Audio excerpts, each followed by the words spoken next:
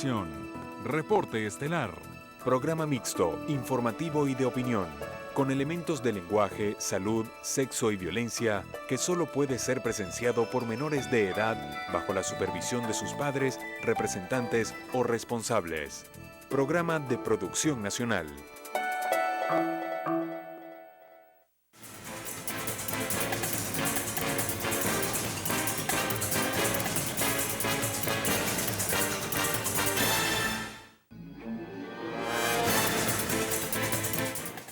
El pasado 13 de agosto, los gobiernos de Venezuela y Colombia anunciaron la apertura de la frontera tras haber permanecido casi un año restringido el paso.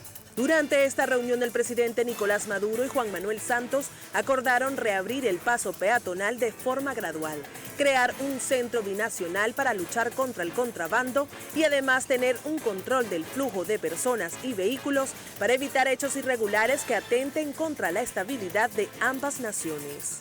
Internacionalistas y economistas opinaron que era necesario la apertura del espacio fronterizo para reactivar el comercio binacional. Además, esto ha contribuido a que los precios de algunos rubros se estabilizaran. Consideran que el paso de venezolanos a tierras colombianas en busca de artículos de primera necesidad que no se consiguen en el país impulsó que se reabriera la frontera.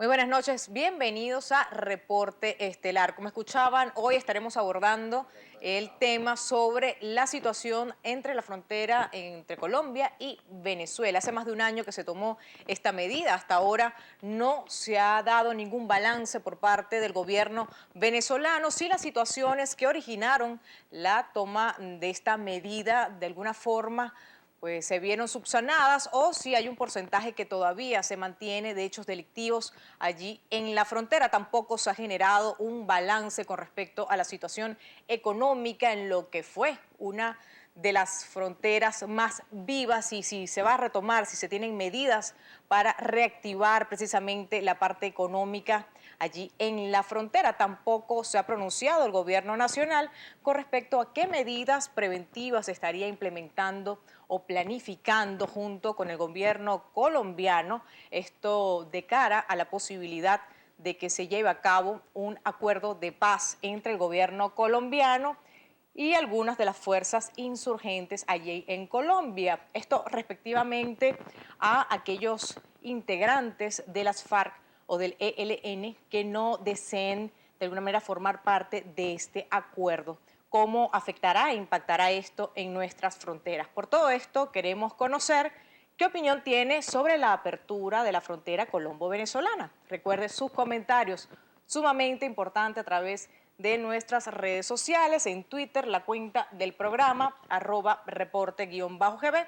También pueden hacerlo a través de mi cuenta personal, tanto en Twitter como en Instagram, @melisaturibi. Por allí pueden colgar todos sus comentarios y toda su opinión para compartirlo con toda la audiencia. Importantísimo la etiqueta de hoy, numeral Reporte Frontera.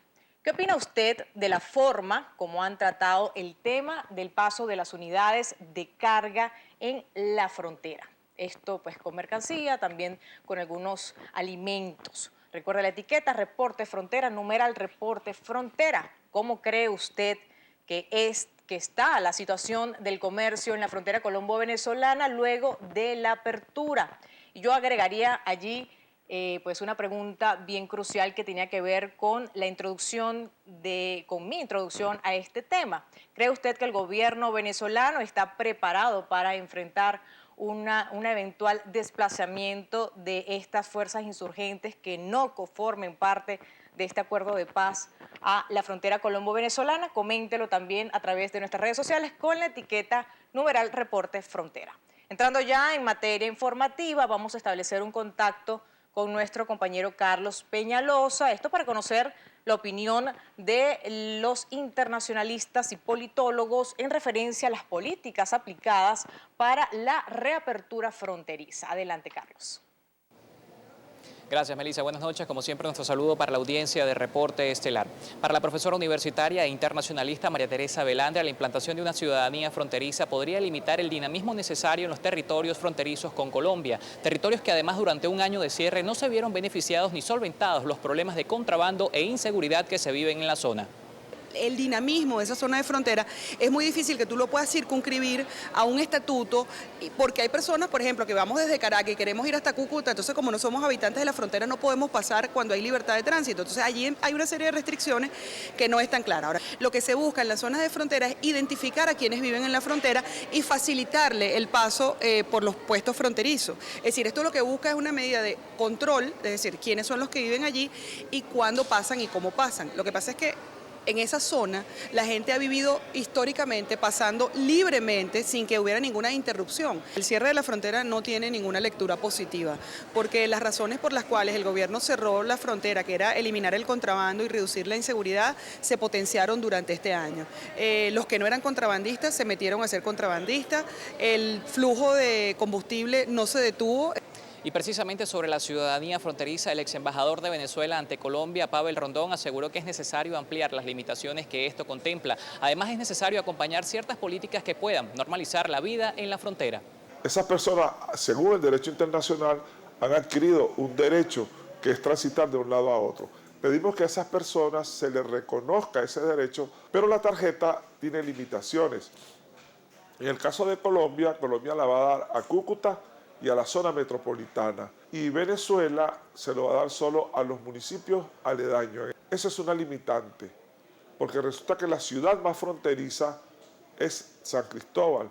Yo creo que el presidente a lo mejor no está enterado, creo que no hay suficiente información para las personas que están tomando esta decisión de restringir la frontera desde el punto de vista geográfico, y la frontera no es geografía, la frontera es relaciones. En cuanto al contrabando y los problemas económicos, no es solo un problema de controles, de policía y de ética, es también un problema de planificación. Nosotros tenemos que tomar medidas para que haya una producción distinta. El modelo económico fronterizo fracasó, por eso es que hay contrabando. Rondón celebró que las autoridades colombianas y venezolanas hayan trabajado en conjunto para solventar los problemas que se suscitan en los 4 puntos fronterizos entre ambas naciones. Melissa, es la información que podemos aportar por el momento. Más adelante estaremos estableciendo contacto para llevarles la realidad de otros 2 puntos fronterizos entre Venezuela y Colombia. Así es, Carlos. Muchísimas gracias por la información y pasamos a compartir con ustedes una gráfica de Cabecol que está titulada Cabecol y la CEPAL coinciden en la apertura total de la frontera. Destaca Cabecol que ha analizado detenidamente el estudio de la CEPAL y encuentra que su mayor contribución se centra en las recomendaciones y lineamientos para el diálogo, que son los siguientes. Pues va enumerando. El número 1 dice reducir el creciente comercio informal y restaurar la importancia del comercio formal. En segundo punto, tiene como reducir el diferencial cambiario, que es uno de los incentivos más importantes para la especulación y el arbitraje en divisas y en bienes. El tercer punto sería armonizar y coordinar en conjunto los indicadores publicados relativos al tipo de cambio bilateral de referencia entre el peso colombiano y el bolívar, así como entre estas y otras monedas, en particular el dólar. Generar además instancias de diálogo bilateral y acciones mancomunadas entre ambas economías para mejorar la vigilancia de los flujos ilícitos de bienes y de divisas. Prepararse además para los desafíos del futuro, para lo cual es importante plantear que ambos países se beneficiarían de la reapertura definitiva de la frontera y de tener una estrategia común y ordenada para tal fin. Parte de este reportaje que compartimos con ustedes a esta hora. Y otra información que también queremos compartir con ustedes está extraída del diario El Universal y está titulada La CEPAL plantea establecer tipo de cambio fronterizo, esto de fecha 22 de agosto del 2016. En el texto, pues ampliando un poco la información, dice el documento realizado a petición de autoridades gubernamentales de dichas naciones alerta que existen 247 rutas ilegales en parte del noreste de la frontera que facilitan el comercio informal, por donde se trafican alrededor de 3 millones de galones de combustible al día. También medicinas y alimentos, según la Dirección de Impuestos y Aduanas Nacionales de la República Colombiana. Bien, y para continuar analizando, mejor dicho, este tema, vamos a trasladarnos precisamente hasta el estado Táchira. Allí se encuentra nuestra compañera Angie Murillo, quien precisamente nos preparó un trabajo de lo que ha sido este proceso de apertura de la frontera colombo-venezolana. Adelante, Angie. Amigos de Reporte Estelar, muchas gracias por el contacto que a esta hora efectuamos desde el estado Táchira. Y es que el pasado 23 de agosto inició el paso de vehículos de carga pesada a través del puente internacional Simón Bolívar en la frontera colombo-venezolana. Un paso que inició de manera simbólica con 4 gandolas, 2 del lado colombiano y 2 del lado venezolano. Según informó el gobernador del estado Táchira, José Gregorio Vielmamora, y el gobernador del departamento colombiano norte de Santander, William Villamizar, este paso se efectuará de manera progresiva mientras que se cumplen con todos los requisitos de nacionalización de la mercancía. Veamos. Solamente es el trabajo del arroz de Arauca, porque como hasta hoy se abrieron las plataformas, ninguno de los que haya podido tener mercancía comprada ha podido hacer todos los trámites de aduanas para poder hacer el paso. De manera que incluso habían cerca de 50 tractomulas que habían solicitado el paso, pero para lo del arroz. Eso requiere por lo menos entre 5 y 10 días presentar factura y para las diferentes instituciones, los certificados, cumplir con los compromisos fitosanitarios y también hacer la confrontación, pagar en la aduana, revisar el sistema moderno Muisca de Colombia y el sistema moderno de Ciudadanía de Venezuela. Habitantes de 24 municipios del país podrán adquirir la tarjeta de movilidad fronteriza para el tránsito binacional entre Colombia y Venezuela. Así lo informó el director nacional del SAIME, Juan Carlos Dugarte, quien señaló que esta tarjeta de movilidad permitirá llevar un control de la cantidad de personas que a diario cruzan el eje limítrofe. Vamos a tener los mecanismos para leer directamente lo que dice, lo que está en ese código de barra. De manera pues de tener una información veraz y tener también un registro pormenorizado de cada una de las personas que transitan diariamente por la frontera. Cuántas veces pasó, quiénes pasaron, en dónde viven, tener una información segura. Esto de movilidad fronteriza es un control para facilitar el paso de los que viven en frontera. Si usted vive fuera de estos municipios, debe requerir su documento legal, pasaporte, cédula de identidad y pasar por la oficina del SAIME para legalizar su paso a la frontera. Este miércoles también en la frontera colombo-venezolana, el ministro de Transporte y Obras Públicas, Ricardo Molina, efectuó en compañía del gobernador de la entidad, José Gregorio Vielmamora, una inspección al cuarto puente internacional de Tienditas entre los municipios Bolívar y Pedro María Ureña. La obra, que está avanzada en un 90%, cuenta con 6 carriles para vehículos y 1 peatonal. Se estima que luego de ser inaugurado, alrededor de 25.000 vehículos crucen la frontera desde este punto. Muy satisfechos de ver la calidad de la obra, la calidad del diseño, cómo se ha pensado en la gente que por aquí va a transitar, y de verdad vamos a dar un paso de avanzada en la nueva forma de relacionarse los dos países por la vía terrestre. Autoridades de Colombia y Venezuela se mantienen en mesa de trabajo para la posible construcción de un 5º puente internacional desde el estado Táchira, en el sector Agua Clara, localidad de Guarumito, municipio de Ayacucho, zona norte de la entidad. Es el aporte que nosotros a esta hora podemos suministrar sobre lo que ha sido el paso en la frontera colombo-venezolana, y con ello retornamos nuevamente el contacto a Caracas. Muchísimas gracias, Angie. Angie Murillo desde el estado Táchira. Y desde el estado Táchira pasamos a Zulia. Allí vamos a establecer contacto con nuestro compañero José Caldera, es nuestro corresponsal en la entidad, precisamente para conocer cuáles han sido los procedimientos de seguridad y cómo se ha desarrollado el comercio en esta apertura de la frontera. Adelante, José.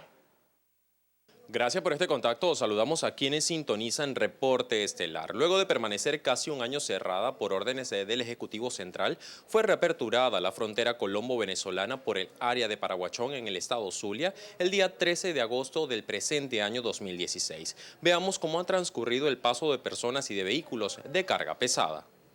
El secretario de Gobierno en el estado Zulia, Giovanni Villalobos, dijo que los controles impuestos por los efectivos de seguridad como parte de los planes establecidos por el gobierno del presidente Nicolás Maduro y la participación del gobernador de la entidad, Francisco Arias Cárdenas, ha permitido evitar el contrabando de extracción en general. La frontera cada vez más la estamos modernizando.